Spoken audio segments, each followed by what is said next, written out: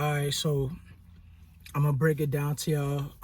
The story about how I found out I had congestive heart failure at 18, and meeting my Dr. Volhoff, and how where I'm at now, how Dr. Volhoff is about to retire, and I'm about to meet with him this week, and it's gonna be our last appointment together, and I'm about to move to a new cardiologist. So it's been 18 years together. So we about to tell that story, how I met him and all that good stuff, and you know what I'm saying. So let's get into it. So at 18 years old, you know what I'm saying, here in New Orleans or whatever, Hurricane Katrina had happened. It's 2005. So I had left New Orleans for a little bit and came back after the storm, and I was enrolled at Dillon University. So at Dillon University, we came back, and of course our campus was flooded, and we was going to school, but we couldn't go to campus, so we was at the Hilton Hotel at the foot of Canal Street. So we was staying inside of the Hilton. So Dillon had the Hilton Hotel. We had the floors from the, I want to say like the third floor all the way up to the 12th floor was all Dillon students. And then we had like the conference rooms and all that was our classrooms. I worked in the cafeteria part, which was at the bottom, which is where Drago's is now. If you ever come to New Orleans and visit Drago's and all that restaurant, I worked in there for my student studies. You know what I'm saying? Because I wasn't on scholarship. I had like some grants and stuff like that. But anyway, so fast forward the story, you know what I'm saying? As the school year going through or whatever, like the first 2 months or whatever, I started feeling like sick or whatever. I started getting a little cold or whatever. And I ain't blaming the Hilton or nothing like that, but like they had all type of like stuff in the city, like the city was still like, the rest of the city was still like dirty, like people's houses was getting gutted out and all that stuff. Like they had all type of pollutions and stuff in the air.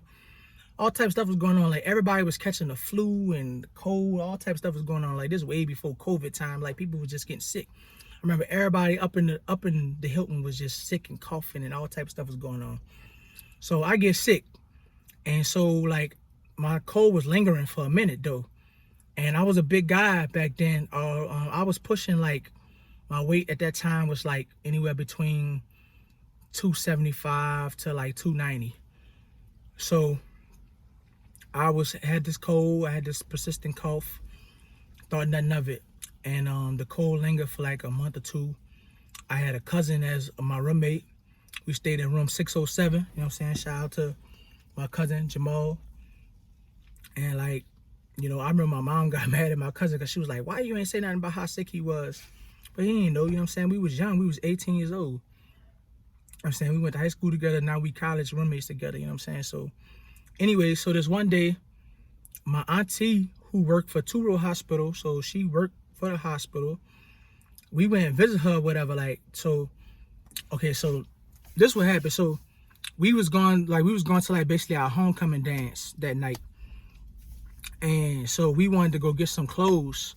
So we left the Hilton, me and my cousin and like some other friends, and we was walking up Canal Street from the Hilton. And I felt shortness of breath for like the first time in my life. I never felt no crap like this. We walking up Canal, and I feel horrible. I kept telling my cousin like, yo, dog, I don't feel right. And we trying to go up Canal, and like I can't walk. Like this is the first time I ever feeling shortness of breath. And I remember we called my aunt.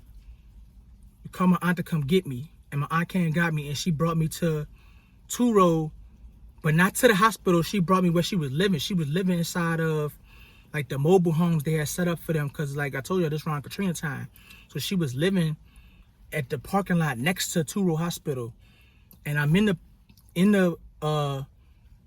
mobile home with her and her husband, my Uncle Daryl, and my cousin Jamal there.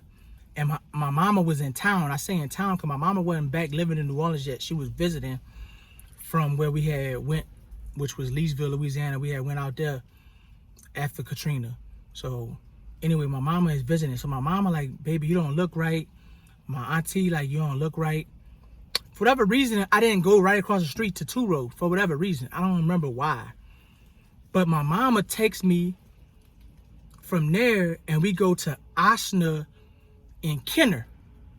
So we drive all the way to Kenner, and we check in to Kenner. So fast forward, we get to Kenner, we check in. So these people check in. I tell them I had a shortness. I told them I couldn't breathe, but I didn't even know what to call that. So they was like, "You having shortness of breath?" I was like, "Yeah, I guess." Now, mind you, I also was having leg swelling. Didn't realize it. I had like I was having like muscle jumping in my leg, like I didn't know what to call that either. I've never experienced none of this stuff. I'm 18 years old. I never had a primary care doctor. I didn't go to the doctor regularly for nothing. Like, I didn't do none of this stuff at 18 years old. So they checked me into there. They give me an EKG for the first time. Never had none of this stuff. They do all this stuff, x-ray my chest, boom, boom, boom. So bam, they come back with the results. They tell me that I got walking pneumonia. They tell me that my heart is damaged. They tell me all this stuff. Boom, like I'm floored. So fast forward, they admit me into the hospital, put me on the heart floor. They give me Lasix overnight. While I'm in the hospital overnight, I lose 56 pounds of fluid overnight. Not exaggerating, yo. I feel great the next day. Not like great, like I was just bounced back and I was just running around the hospital. But like, I felt way better than I had felt, previously. Because I had walking pneumonia. The people in there are telling me like, yo, you should be dead. Like, so they assigned me to some doctors or whatever in the hospital. So I want to say they gave me a appointment with Dr. Volhoff, because I'm in the hospital for like 3 weeks. At some point I meet Dr. Volhoff, I want to say within that first week. And I remember specifically the first time meeting him, how he explained to me, because at this time, like, stuff not registering to me what everybody's saying and talking about, because I'm 18 years old. I'm not taking, like, I'm hearing what they're saying, but it's like, you feel invincible at this age. You don't think you're going to die. And so, like, I remember Volhoff looking at me, and he's telling me about the medication I'm going to have to take. He's telling me how I'm going to have to change my diet. Like, at this age, I'm eating 4 pizzas at once. Like, I didn't care about what I ate at this age, or like how I was rocking. I didn't work out. I ate what I wanted. I did what I wanted. I smoked cigarettes back then. I drank like a fish. Like, nothing about me was healthy back then. I did whatever I wanted at all times. At all times. I was the complete opposite of what I'm doing now. You know what I'm saying? At 18 years old. So I remember Volhoff looking me in the eyes and telling me, listen, son, you should be dead. Your heart, imagine if everyone else's heart is like a car engine, right? If everyone else's heart is a car engine, your heart is like a lawnmower engine. And I was like, what? And I remember that just sticking with me. Bro. And you would think that would have worked on me, but I'm going to tell you, we're going to do another TikTok where I talk about how between the ages of 21 to 25, I completely went off the range and did all the worst things I could do. We're going to make another TikTok about that. But that tells y'all how I first met Volhoff, how I first found out about having congestive heart failure.